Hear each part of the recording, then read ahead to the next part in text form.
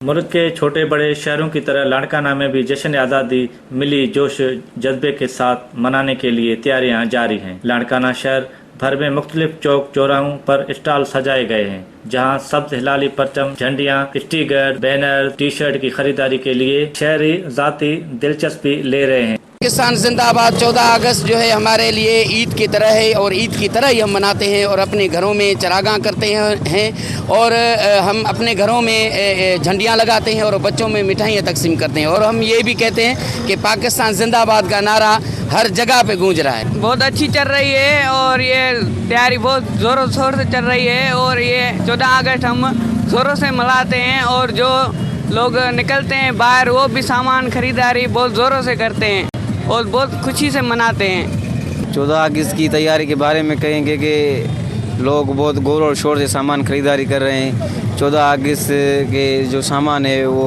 बहुत तेज़ी से चल रहा है। जश्न आज़ादी के लिए हर साल जी आने साल भी इंशाल्लाह धूमधाम से मनाएंगे।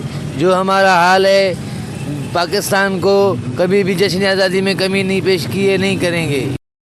शहरियों का कहना है कि 14 अगस्त को जश्न आज़ादी हम ईद की त्यौहार की तरह मनाएंगे। गली महलों को सब्ज हिलाली परचम और झंडियों से सजाया जाएगा, जबकि सरकारी और निजी इमारतों को बरकी कमकमों और झंडों से सजाया जाएगा। शहरियों का मजीद कहना था कि जश्न आज़ादी की दिन शहर भर से रैलियां निकाली जाएंगी। कैमरामैन शहरियार रोडो के साथ निसार लोहर, वेस्ट टीवी न्यूज़, लाड़काना।